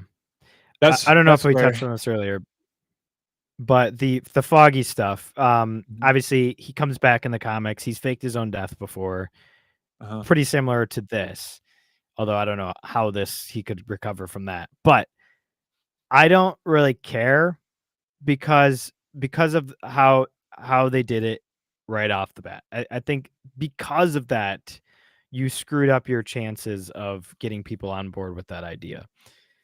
You could have done it later on and it might have worked, but I don't think it's going to work as well. It's going to yep, look like, "Oh shoot, we pissed off people, so let's bring them back." Um, but yeah, yeah. we'll see. I You mean, can't you they can't sell your the whole marketing of your show is that Foggy and Karen are back, and then they're not. and then Karen goes to They're not. California, literally the other coast of the United States, and Foggy dies. Yeah. Like, It's "Oh, they're literally back like she for 5 she minutes." learned yeah, she learned nothing from end of season 3 about Uh-huh, how she and Matt should be with each other. So she just whatever, screw that. Screw you, Matt. I'm leaving. And Matt learned nothing from his time of self-reflection from season 3. yep. Matt of season 3 wouldn't have just stopped being Daredevil. If anything, he would have gone harder, probably. Pro allegedly. Yes, Yes. yes. So, So, I don't know. Here's where I'm at. I I'm excited that, for now, we see Matt Murdock closer to Matt Murdock than he was in She-Hulk and Echo. Definitely more than She-Hulk, right? Close yeah. like, Echo, was he still kind of it just sucked that he was in that show that everybody forgets about. Um, so, like, that's good, and I'm hopeful, like, that they won't tear his character apart too much in his own show, but the whole premise of the show is where you're losing me. So, I'm in this weird spot where it's like, I do wanna watch the episodes week to week, but I'm not necessarily, like I could probably see myself forgetting that it happens on Tuesdays. It won't be like Penguin where I'm like Sunday night, like or Saturday, I'm dying for Sunday night to watch Penguin. Like right now it's not that. 100%. It's like, oh, it's on. I should watch that. Like I'm gonna watch that this week. But I Yeah. might not watch it the night it comes out like I was Penguin. And that's kind of where I'm at, like interest and excitement level. Like hoping just to see more cool, hopefully better than episode 1 fight scenes with Daredevil. That's really all I'm hoping for at this point from this show. And maybe some cool Kingpin moments. But he's pretty emasculated right now being in therapy with his wife. So Also, what happened to his eye? Like, you can barely see a scar he on got his eye. shot. And Yeah. he got his whole eye got shot out.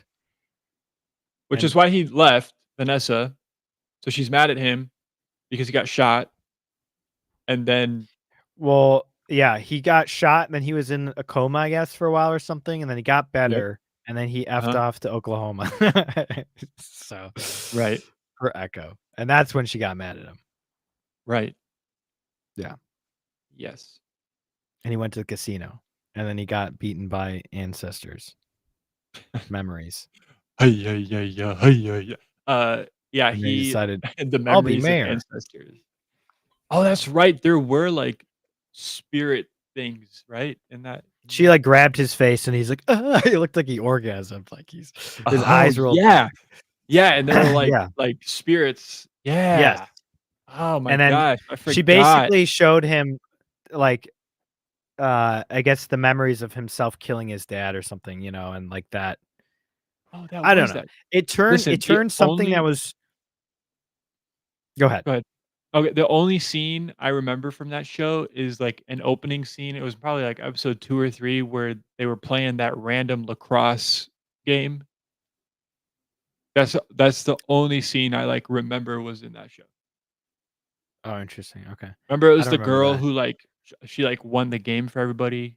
It was, like, very much, like, girl power. Like, all these big buff dudes are playing lacrosse, and then they just, like, start jumping behind her, like, missing her, and it was, like, the cheesiest, like, sports, like, girl I can don't remember outplay this at men. all. You don't remember that? I'll tell you what I remember. I remember the devil or the Daredevil fight with Echo was dumb Right? because he would have whipped her butt.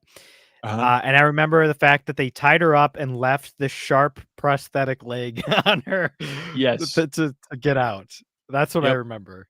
And Uh-huh, then the uh-huh. Kingpin moment at the end where she grabs his face. That's all I remember. And he's like, "I'll be at the casino if you need me." Didn't he have a bionic or, like, a He had a cyber weird looking eye? eye, yeah. Yes, he did. Yeah, it was weird looking. Huh. So, anyways, ruined Kingpin, that show. Yeah. I hope, Lord, please don't bring Echo into this show. Or Oh, She-Hulk, for that or matter. She-Hulk.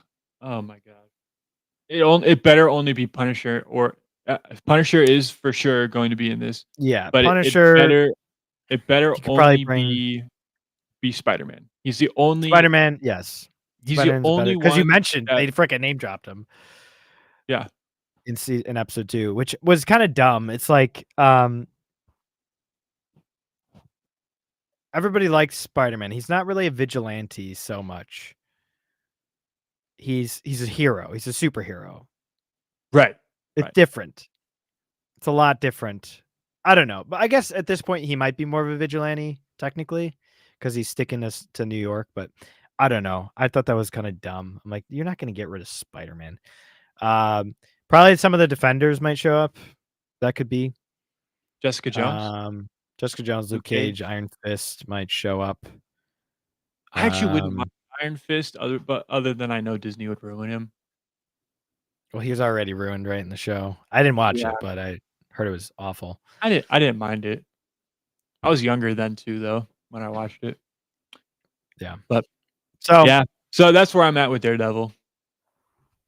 I'm curious to see where it goes. I'm certainly going to watch it all the way through. Obviously, we're going to cover it here, but Mhm. I am not happy so far with what I've seen. So, Yep. Yep. and I definitely want to read the actual Daredevil Born Again now because it's going to be leagues better. Yep. Also, I'll have Frank to send Miller. you my notes. I'll have to send you my notes for episodes since I'll be out for a couple of weeks. Maybe you Yeah. can spark note it on I stream will. for me. Give people my takes. I will. Sweet. You Peter But Quill. yeah, Peter Quill. Yeah. What? You just said I Quill, and I said you Peter Quill. Oh, I Quill. I Peter Quill. Yeah, there you go. Okay. Anyways, not a great week for nerdum, but No. that's okay. That's why we're here. Go check us out on the Twitter. X.com, Biggie5447, Bluey54, Buffalo Bick, talking _nerds. Yeah, lots of stuff on there. You can usually get a sneak peek of what we're going to talk about on the show because of what we're posting on there. Yep. Retweeting and whatnot. Oh yeah, go check us out on go join our Discord. Join us over there. Join our little cult. And that's about it. Subscribe, like, comment. And you'll see me and Buffalo Bick next week. Maybe Flash, you never know. Bluey will be out for a couple weeks. And then once he comes back, Buffalo Bick will be leaving. For the same reason. For the same exact reason. So Yeah, it might be a little sparse around here for a while, but that's okay. Get different opinions on things. Yeah. So yeah, our little echo chamber over here, you know. You know us. Yeah. So yeah, thank you for watching, and I guess we'll see you next time. See you next time. Peace. Peace out. We were just discussing ideas of what to do with the new Prince Eric movie. Put a chick in it, make her gay.